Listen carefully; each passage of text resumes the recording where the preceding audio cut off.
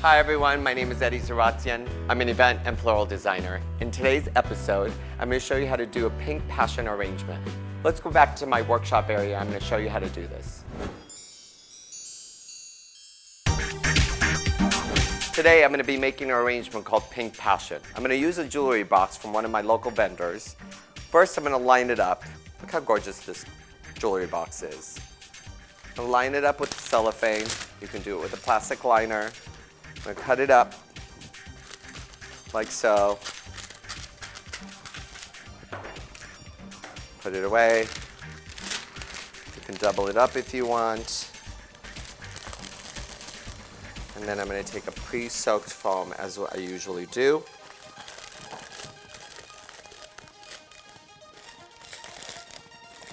Like so. And then we have a little space right here. Maybe a little slice of this, like so. And then I'm going to clean it off the way I usually do.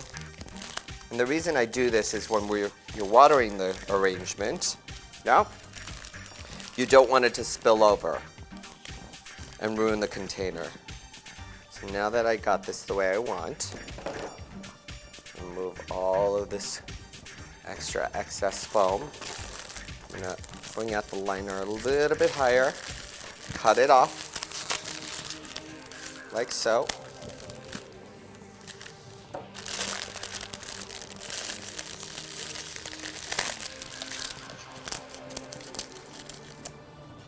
And then I'm going to start by taking my largest of all pink roses,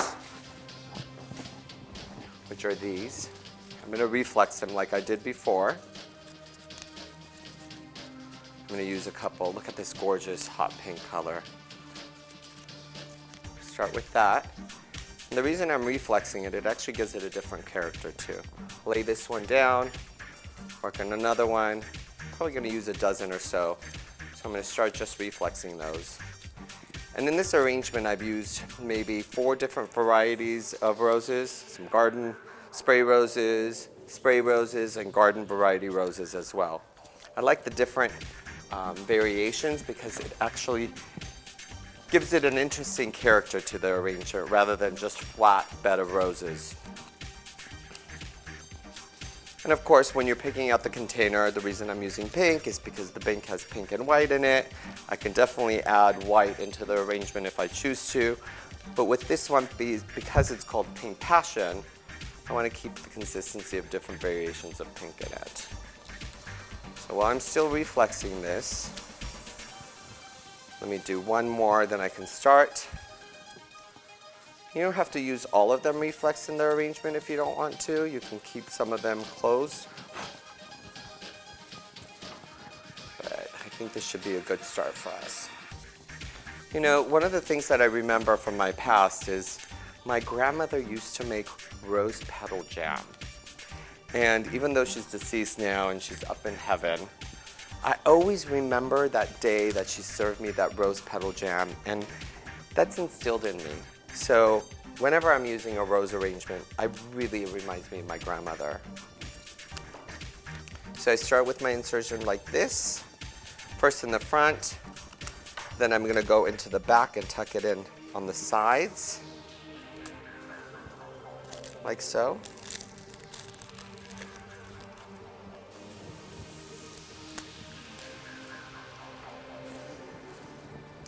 And then, again, one more in the back, like so. I'm going to start with these beauties right here too. I'm going to tuck them in. These are garden spray roses. They almost look fake. Fashion, actually, if you look at fashion, fashion is always inspired by flowers. You always see runways and designers using floral prints or big motifs and stuff. So, God, aren't we lucky that I'm in the floral business and I get to have floral designers, get inspired by what I do. And then fashion designers are inspired by nature and flowers as well. So after inserting these like so, I'm going to twist this around so I can actually see what I'm doing. Then I'm going to take my hot pink spray roses. I love the little buds on it, so it actually doesn't look solid pink. And then I'm going to group this right in the back of this, like so.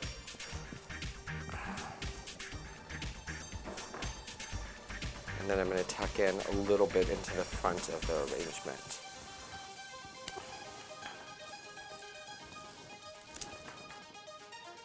And if there's buds that are broken, you can always, cut them off.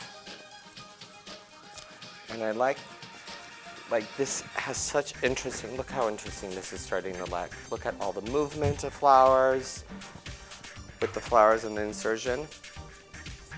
And at the end of this, because this is going to be a gift to a lady, I'm going to tie it off with some French ribbon.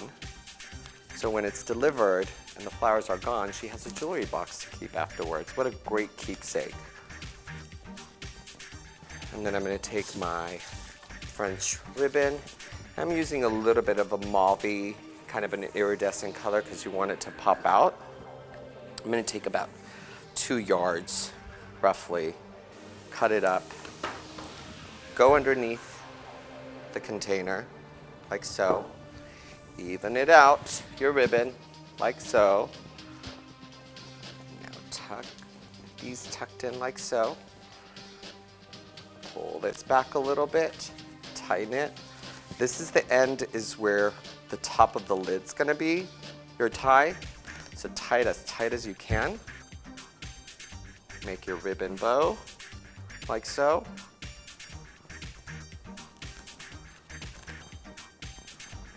Do your movement and crinkle it up a little bit like this. You can actually tuck in some of this like this, so it feels a little bit more romantic. And then I would turn it around one more time to see if I need to insert some flowers anywhere. Let me change this up a little bit. I think I'm going to insert one more flower so I can cover that ribbon part. Like so.